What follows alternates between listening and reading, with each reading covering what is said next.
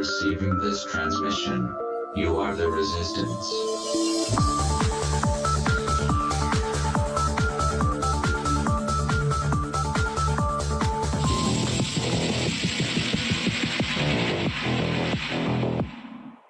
Celia Farber points out how the mass media tradition of obsessing over the deaths of celebrities has been absent since 2021 as a clear tactic to deflect mass death by COVID shots.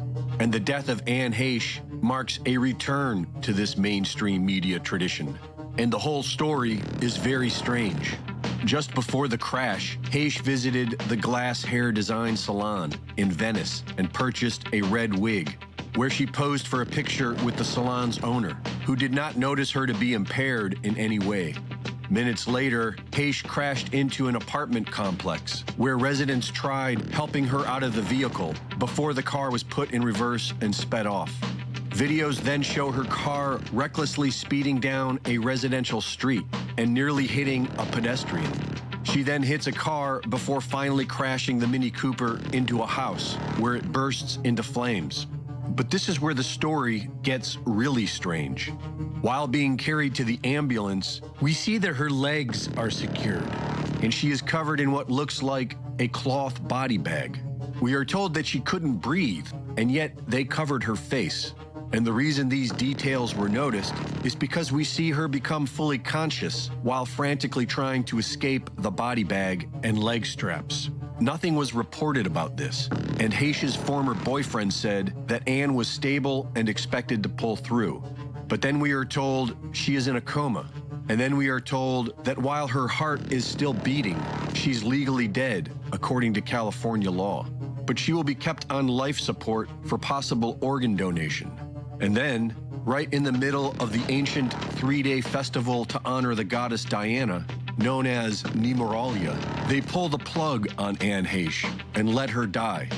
This is quite similar to what happened in Paris 25 years ago on the satanic inverted Nemoralia, August 31st, when Princess Diana was looked after as she bled to death in a tunnel dedicated to the goddess Diana. Many believe that Princess Diana was about to expose the royal family, and Anne Heche, who recently starred in a movie exposing chemtrails, was currently promoting her most recent film that was exposing the horrors of child sex trafficking.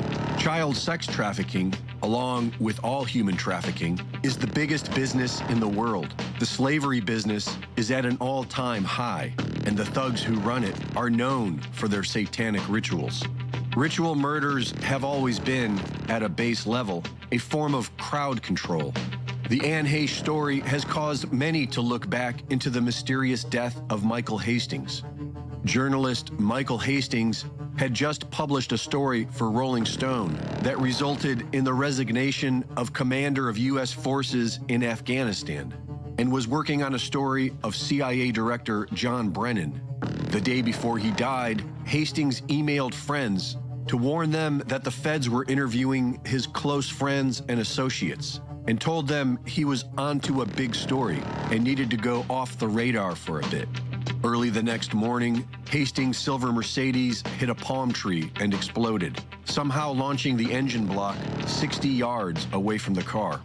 Former counterterrorism czar Richard Clarke told the Huffington Post that Hastings' crash was consistent with a car cyber attack, and that intelligence agencies for major powers are able to remotely seize control of a person's vehicle. He added that if there was a cyber attack on Hastings' car, whoever did it would probably get away with it. Reporting for InfoWars, this is Greg Reese.